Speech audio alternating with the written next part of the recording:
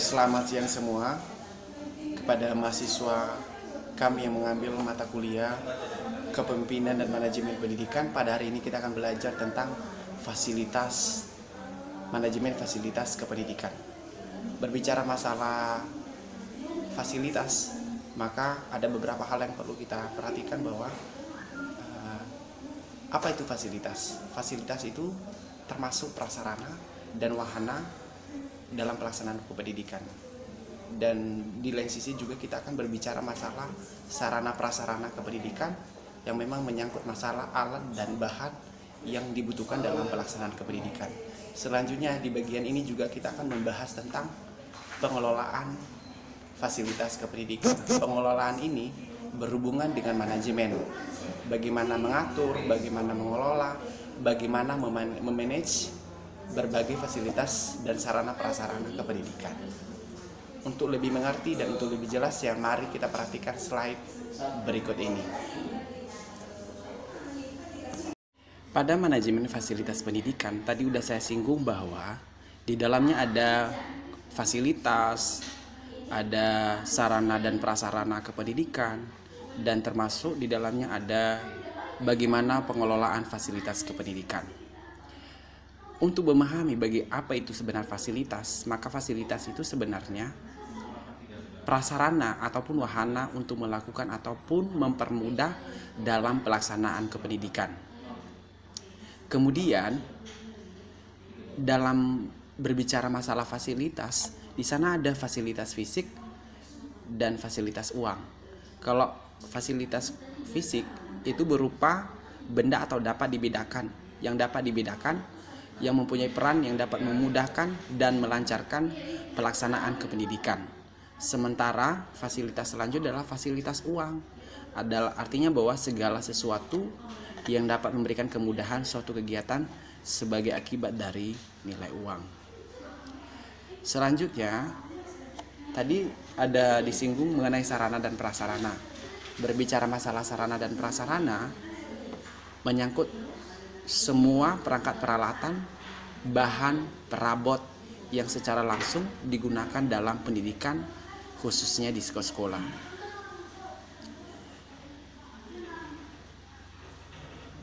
Kemudian, apa sih pengelolaan fasilitas pendidikan? Maka sebenarnya pengelolaan fasilitas pendidikan tidak jauh daripada kata manajemen. Artinya perlu ada beberapa kegiatan yang meliputi perencanaan, pembuatan keputusan, pengorganisasian, kepemimpinan dan pengawasan dalam tujuan untuk mengarahkan untuk penggunaan fasilitas dalam pelaksanaan kependidikan. Nah, di sini ada beberapa langkah yang dilakukan untuk manajemen fasilitas kependidikan. Yang pertama, pengadaan. Yang pertama pengadaan, kemudian pendistribusian, selanjutnya penggunaan dan pemanfaatan, selanjutnya penghapusan, inventarisasi dan pemeliharaan. Pengadaan, pendistribusian, penggunaan dan pemanfaatan, kemudian pemeliharaan, selanjutnya inventarisasi dan terakhir penghapusan. Berbicara masalah pengadaan, artinya bahwa menghadirkan alat dan media dalam menunjang pelaksanaan proses pembelajaran. Maka sebelum dihadirkan alat dan media pembelajaran itu, maka akan lebih baik sebelumnya dibentuk panitia pengadaan fasilitas pendidikan. Kemudian dalam kepanitiaan itu harus ditentukan tujuan umum yang mungkin dicapai, yang merupakan sasaran bagi kepanitiaan itu yang harus ditargetkan untuk dicapai. Selanjutnya menyusun tujuan berdasarkan kepentingan. Artinya panitia itu harus membuat konsep tersendiri, tujuan berdasarkan kepentingan. Kemudian kepanitiaan itu akan mengidentifikasi apa-apa aja barang, apa-apa benda yang dibutuhkan dan yang sangat urgensi diperlukan dalam pelaksanaan kependidikan itu.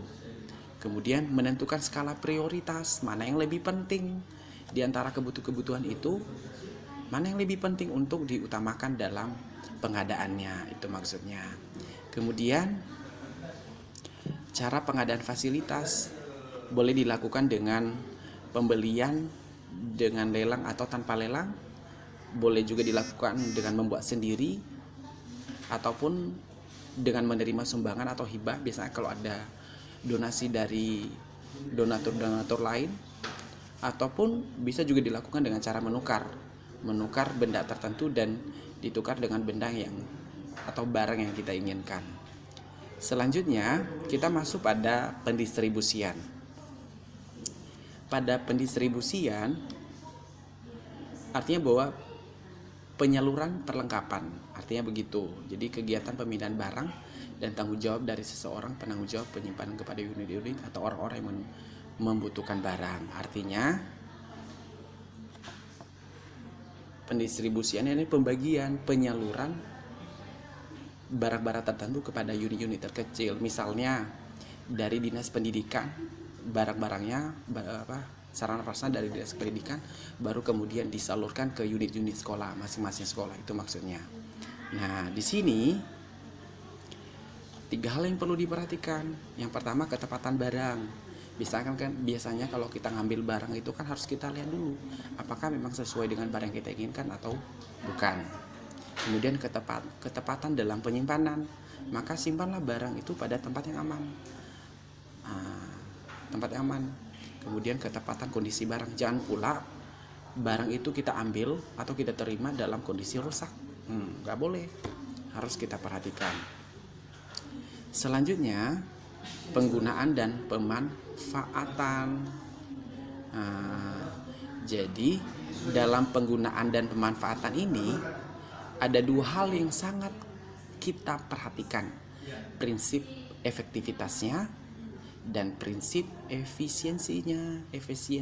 Artinya bahwa dalam prinsip efektivitas itu berarti semua pemakaian perlengkapan pendidikan sekolah harus ditunjukkan semata-mata dalam rangka memperlancar pencapaian tujuan pendidikan sekolah, baik secara langsung maupun yang tidak langsung. Itu prinsip efektivitas. Selanjutnya, sedangkan prinsip efisiensinya berarti pemakaian semua perlengkapan pendidikan sekolah secara hemat dan dengan hati-hati. Itu yang perlu ditegaskan dan itu yang perlu harus dilakukan.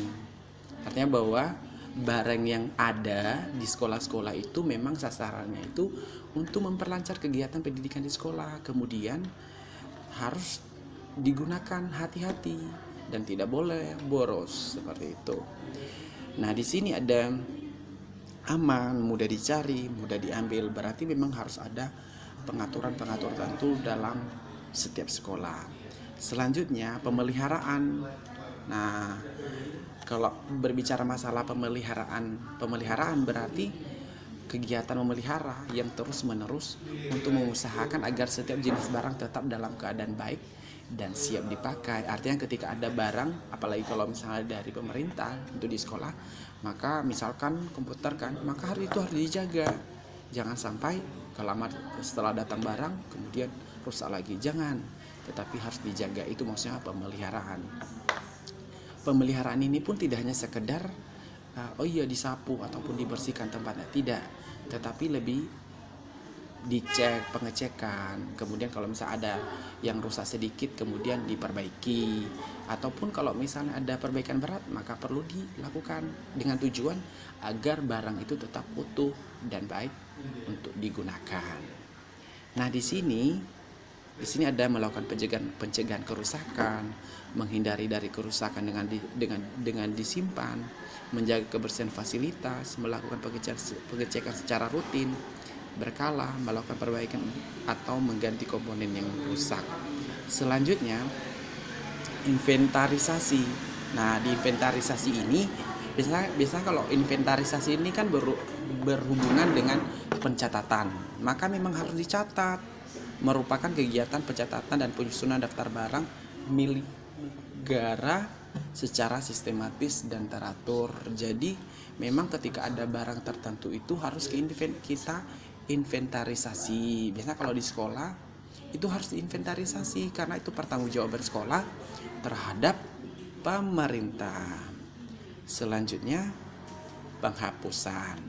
Biasanya kalau untuk penghapusan ini, kalau misalnya ada pemborosan, pemelihara dan penyimpanan, ya mending dihapus ya kan. Jadi tujuan penghapusan ini artinya tujuannya untuk mencegah pemborosan biaya pemelihara dan penyimpanan, kemudian meringankan beban kerja dan tanggung jawab petugas inventaris, membebaskan ruangan dari fasilitas yang sudah tidak berguna, membebaskan barang dari pertanggungjawaban administrasi satuan organisasi. Jadi itu alasan untuk penghapusan. Sampai di situ penjelasan tentang manajemen fasilitas pendidikan. Kalau misalnya ada pertanyaan, silakan ditanya di kolom komentar atau bisa juga ditanya melalui WA Group. Sampai di sini perjumpaan kita pada pertemuan ini. Saya ucapkan terima kasih. Selamat siang.